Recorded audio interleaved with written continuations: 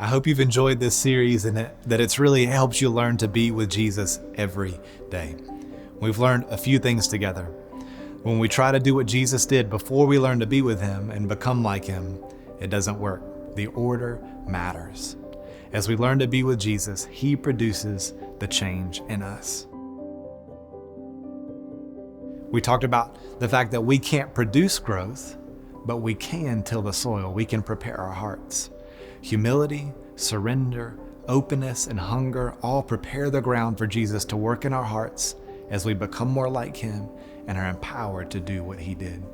We learn that spiritual practices aren't meant to be a legalistic checklist to earn God's favor, but they are ways that we can get close to Jesus and really learn to hear His voice more clearly.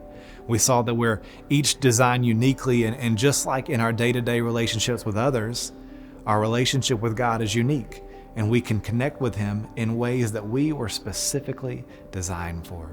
We talked about the idea that our faith is personal, but it's not private. God created us to live in community, and our relationship with others impacts our relationship with Jesus. We can learn to be with Jesus together.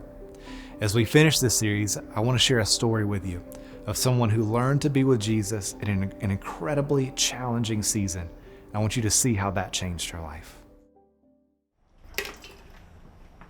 So my name is Jenna Carson, and I have been going to Definition for 8 years on and off. So I went to a Bible college in Winston-Salem called Piedmont International University, which is now Carolina University.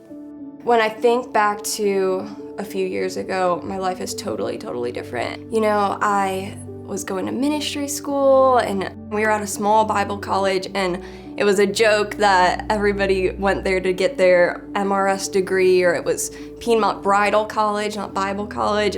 I ended up meeting Ryan Chambers, and we started dating and got engaged, and I was getting close to graduation. He had just graduated. We were planning our wedding for after I graduated, and it was the day after Christmas, December 26, 2018, and Ryan was killed instantly in a car accident.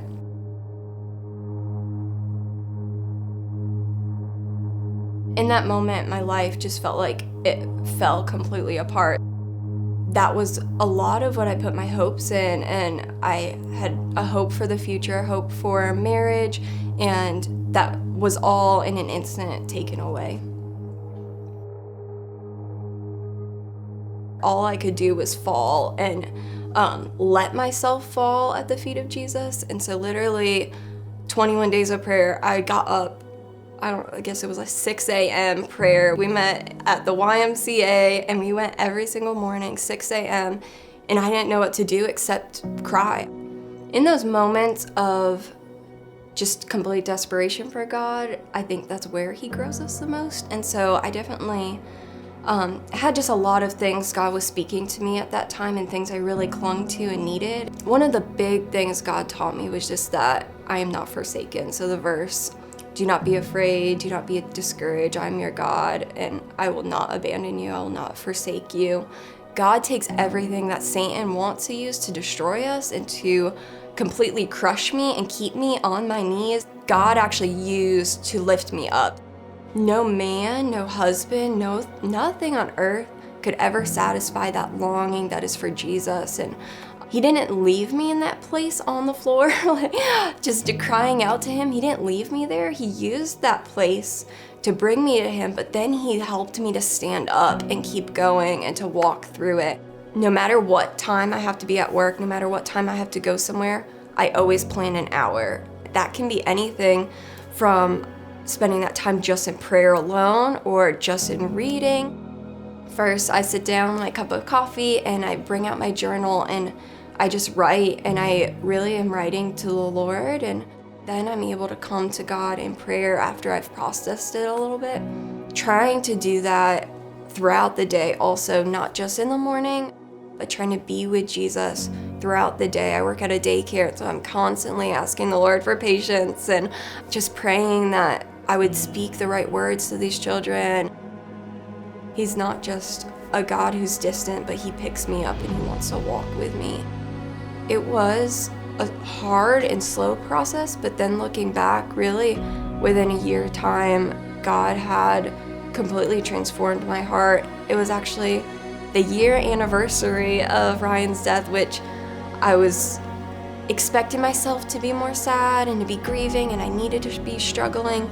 But actually that week, Chris Carson asked me out on our first date, and I had gotten to a place of healing at that point that I really was surrendered and trusting God, and all the pieces were fitting together, and Chris came into my life at the perfect time, and he had such compassion on me and really met me in that healing process, and we started dating not too long after that, and now he is my husband. And it's just, looking back, just God is a God of redemption, and he has completely redeemed my life from what I thought was completely broken.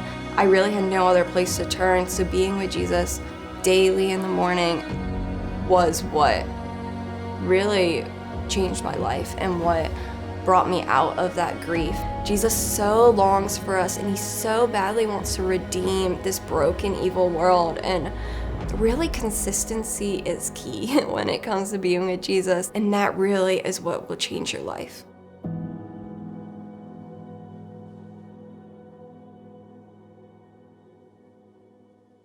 Man, what an incredible story, right? A great inspiration that we can learn to be with Jesus, and it can make a tremendous difference in our lives. I want to leave you with a few challenges, some action steps that you can take right now. First, complete core. Go through our other series of videos on becoming like Jesus and doing what Jesus did. And if you still haven't, come to the first step of core in person, where we're going to talk about what it means to be a part of a church and the blessing that brings to our life and how to navigate life with imperfect people. Go ahead and download the Definition Church app.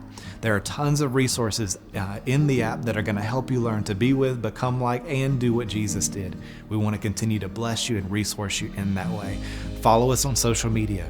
We're always highlighting different ways, events, resources, opportunities for you to continue to get connected and to grow into what God has for you. So make sure you follow us on social media. And finally, engage with us on Sundays. Whether that's in person or online, we can be with Jesus together. I hope you've enjoyed this series, and let's go continue to be with Jesus together.